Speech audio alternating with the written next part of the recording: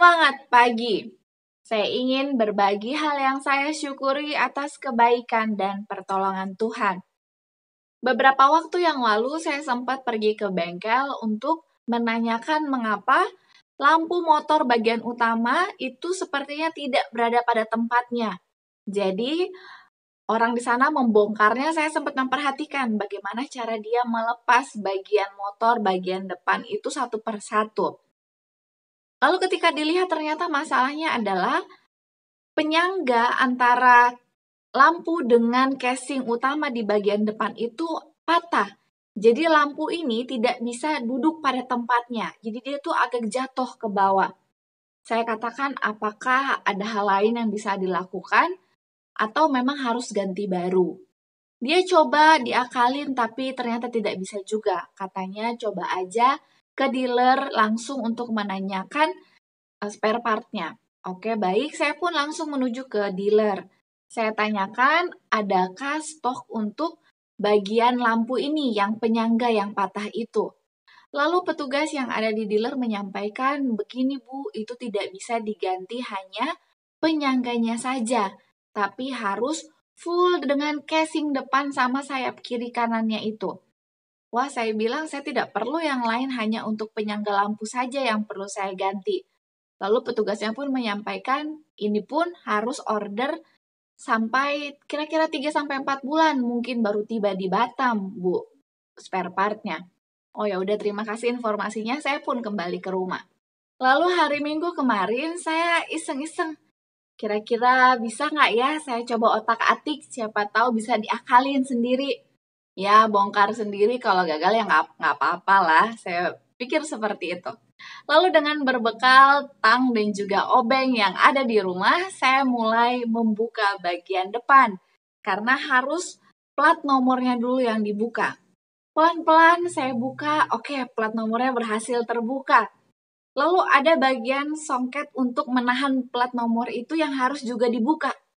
Saya sudah coba buka-buka karena dia itu harus pakai kunci segi 5 apa segi 6 gitu ya. Saya tidak punya kunci itu. Saya hanya punya tang. Saya coba-coba pakai tang ini, tapi los.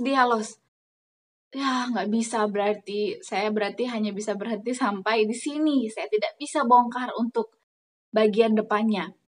Tapi Tuhan itu terus berikan kekuatan dan dorongan. Ayo Nes, coba sekali lagi.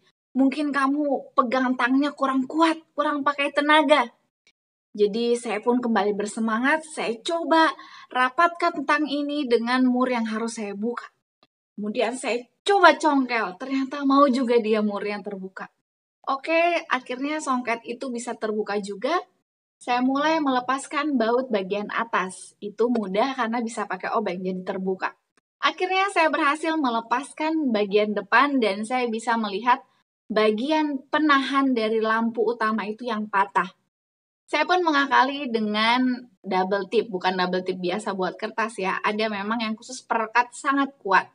Jadi saya coba gunakan perekat itu dan puji Tuhan itu berhasil. Saya kembalikan lagi semuanya pada posisinya dan saya sangat senang sekali karena Tuhan terus memberikan dukungan. Saya sangat bersyukur juga kepada Tuhan karena semasa kecil saya di rumah terus memperhatikan apa yang ayah saya lakukan dalam memperbaiki banyak hal. Mulai dari kelistrikan, pompa air, lampu, kemudian sampai memotong keramik, memperbaiki perabotan. Saya melihat bagaimana ayah saya memperbaiki hal-hal tersebut. Dan itu pun mengajari saya untuk belajar mandiri memperbaiki apa yang bisa saya lakukan di rumah. Inilah hal yang saya syukuri. Saya berharap kita pun sama-sama terus mau untuk bersyukur atas kebaikan Tuhan. Kita mulai dari hal-hal yang sederhana, yaitu hal-hal yang kecil.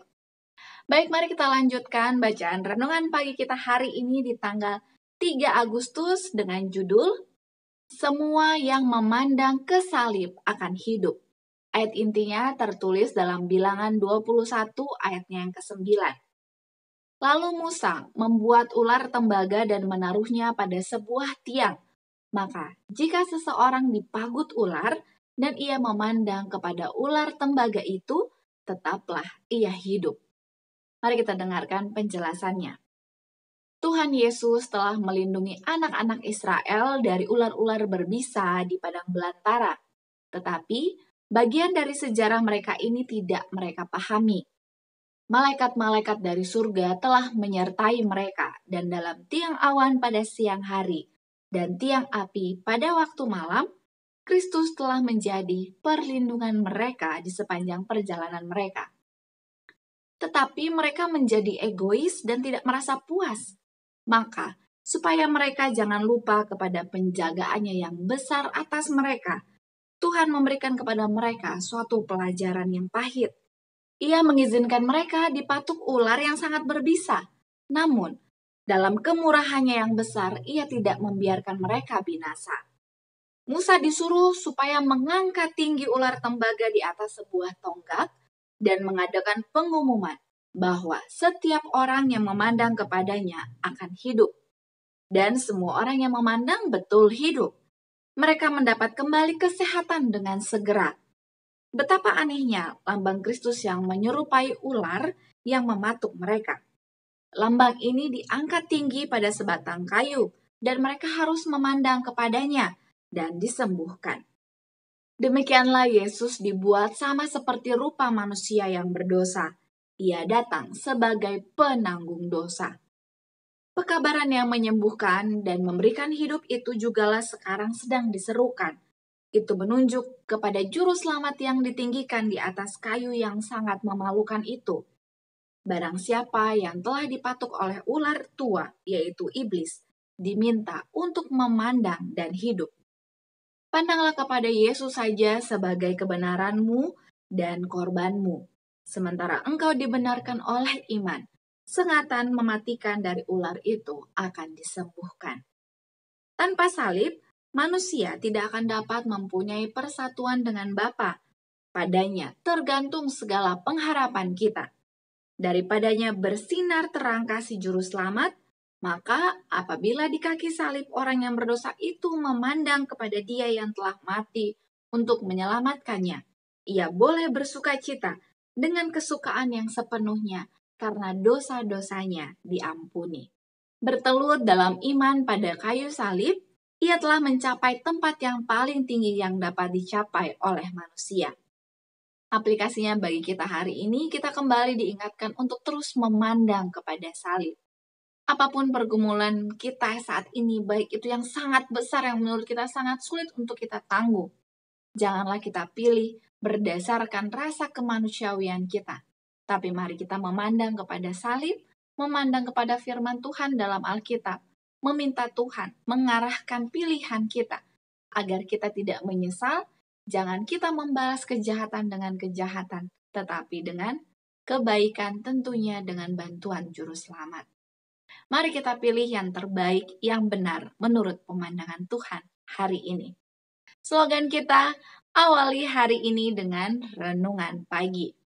Dan menjadi pokok doa bagi kita bersama adalah, mari mungkin di antara kita ada yang pernah bernazar kepada Tuhan. Kita ingat kembali apa saja yang telah kita janjikan kepadanya. Dan biarlah dengan pertolongan Tuhan kita dapat memenuhi nazar tersebut. Jika di antara Anda ada yang ingin didoakan, Anda dapat menuliskan usulan doa Anda dalam kolom komentar di bawah ini. Terima kasih banyak, mari bertemu kembali esok hari untuk kelanjutan bacaan renungan pagi kita. Tetaplah bersekutu di dalam doa dan mari kita terus bersemangat dalam pekerjaan Tuhan. Tuhan memberkati. Amin.